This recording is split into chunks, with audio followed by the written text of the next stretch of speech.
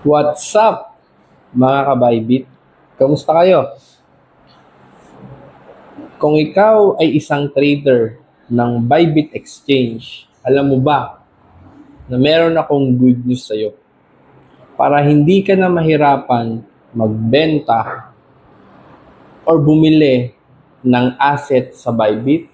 Dahil ngayon, si Bybit ay meron ng P2P exchange. Alam mo ba kung ano ang P2P exchange? Ito ay isang features ng isang platform kung saan pwede ka nang bumili or magbenta ng iyong cryptocurrency asset or ng fiat asset sa isang platform na hindi mo na kailangan ng third party para hindi ka na mahirapan mapalitan ang iyong asset into the peso currency.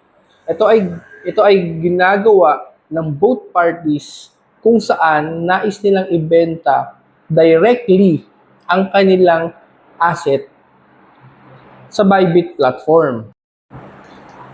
Tara mga ka-Bybit, subukan natin mag-withdraw sa Bybit P2P ng ating cryptocurrency asset para ito ay mapalitan ng fiat currency or ng peso.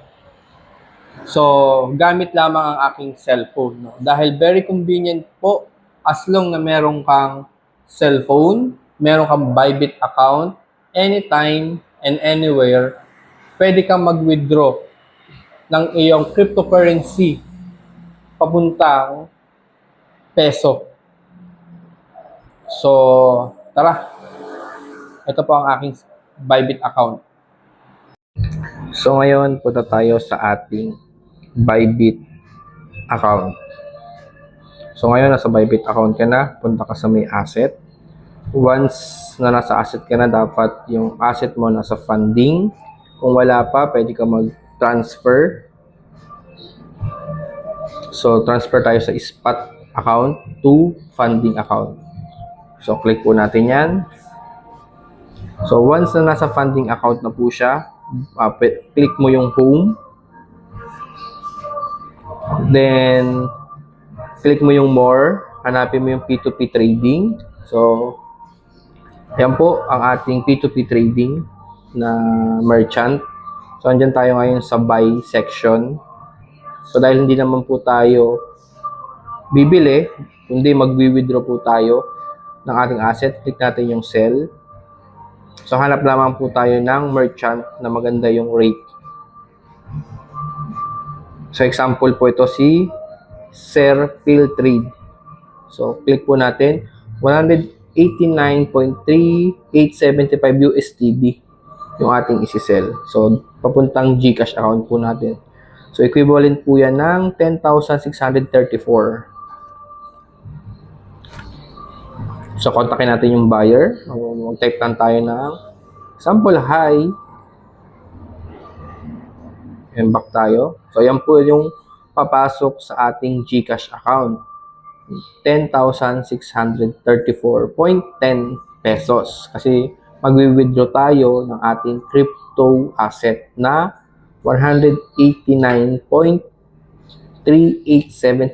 USDD.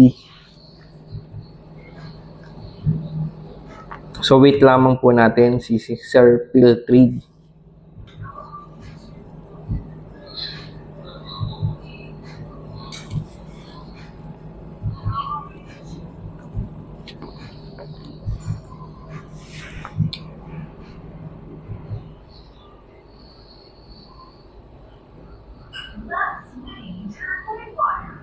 So, yan. Nag-reply na yung ating P2P merchant.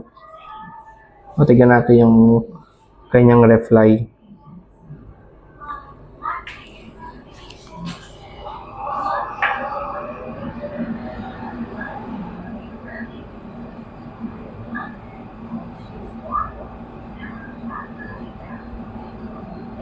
Ayan. Nag-reply siya ng boss.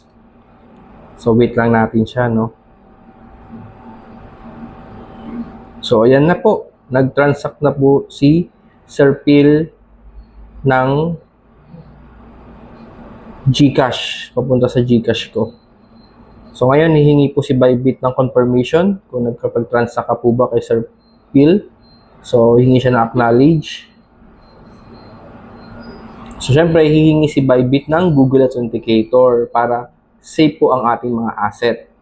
No? So, type lamang po natin yung ating Google Authenticator. No? Dapat meron tayo niyan, Google Authenticator.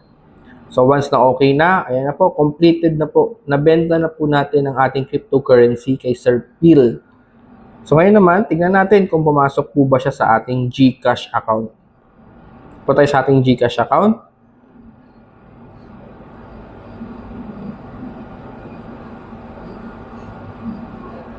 So, ayun na nga, yung ating 189 USDD na cryptocurrency, napalitan po siya ng 10,676. So, ganun lamang kadali. O, di ba? Ganun lamang kabilis mag-withdraw sa Bybit P2P. Yung cryptocurrency ko na withdraw papunta sa GCash account ko, naging peso na siya. So, ganun lamang po kabilis sa Bybit P2P. So, kung wala ka pang Bybit account, pwede nyo akong i-PM para makasama ka sa aking community, sa Trading Gear 101 family. Ito ay exclusive lamang para sa mga Bybit members. So, I hope meron kayong tutunan. Maraming salamat po and God bless. See you sa aking mga susunod na video. Bye!